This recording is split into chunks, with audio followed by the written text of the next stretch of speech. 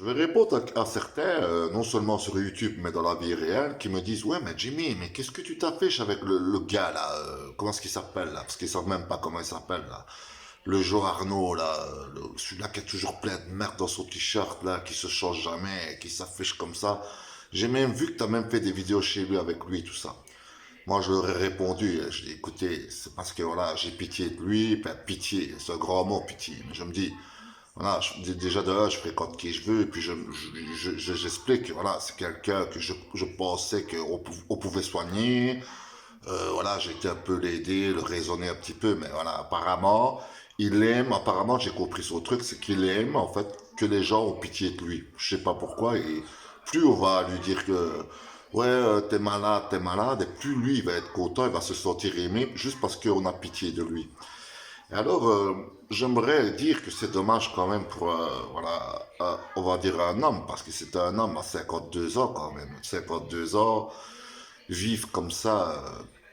Moi, franchement, c'est vraiment pas pour faire le mal que je dis ça, mais une vie comme lui, franchement, c'est soit je m'en sors, soit je fais quelque chose, ou soit franchement, une vie comme lui, je préfère m'en aller, quoi. Je préfère me tirer une balle dans la tête, ou je sais pas, je me jette par le balcon qu'il a là, je me jette.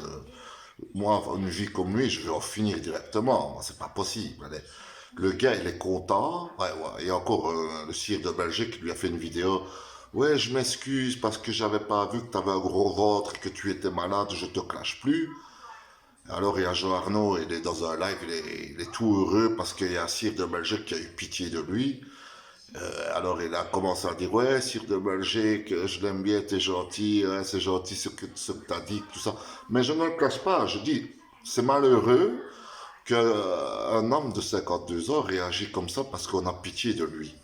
Et moi j'aimerais dire un truc, c'est que quand quelqu'un il veut qu'on a pitié de lui, c'est un peu de l'hypocrisie. Vous voyez ce que je veux dire? Moi, écoutez, moi j'ai décidé de plus lui parler parce que quand on veut que les gens ont pitié de soi, de soi-même, enfin, si maintenant moi je veux de la pitié de quelqu'un, c'est que quelque part je cherche un peu, je sais pas, que quelqu'un me parle.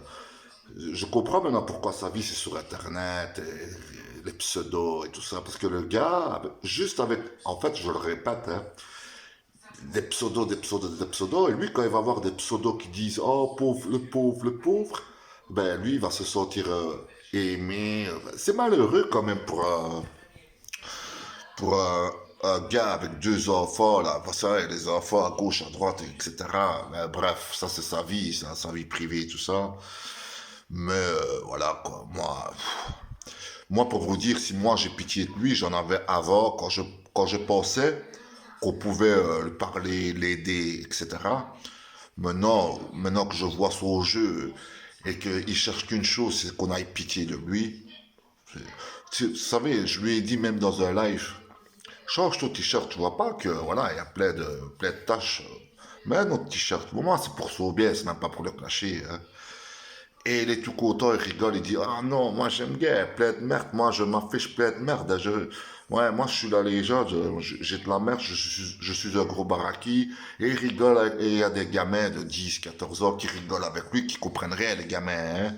Et lui, il est tout content, il rigole avec les gamins, etc.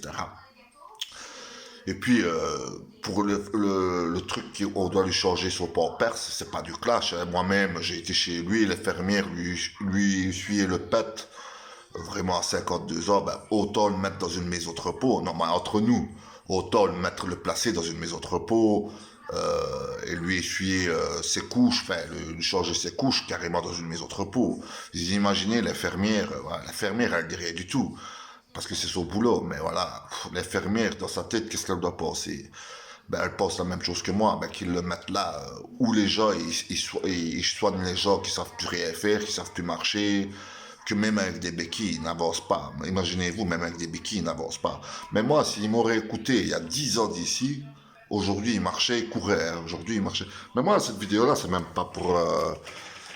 c'est pour dire vraiment que j'ai de la peine et en même temps, j'ai pas de la peine. J'ai de la peine du sens que je me dis, c'est dommage, il aurait pu écouter.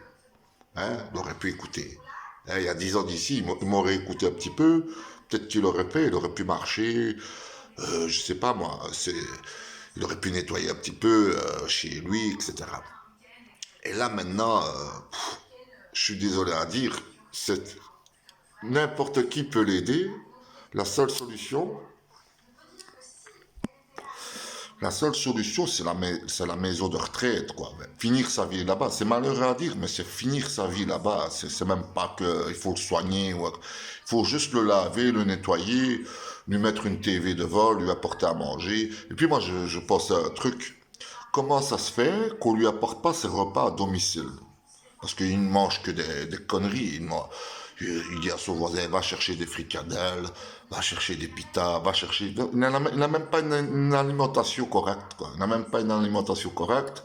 Et après, on vient dire que son ventre est énorme, etc. Voilà, ça boit pas beaucoup d'eau, ça boit du café. C'est même pas du café, c'est de l'eau sale. Parce que j'ai déjà bu un café chez lui. Je lui ai dit en face, hein, je lui ai dit, c'est bien gentil de ton café, mais je sais pas boire ça, je sais pas boire ça. Mais bref, ça c'est tout des détails, ça c'est tout des détails. Et puis quand vous le voyez en live, il fume. On voit qu'il jette ses centres là à terre carrément. Mais c'est pas du clash, ça c'est de l'abandon.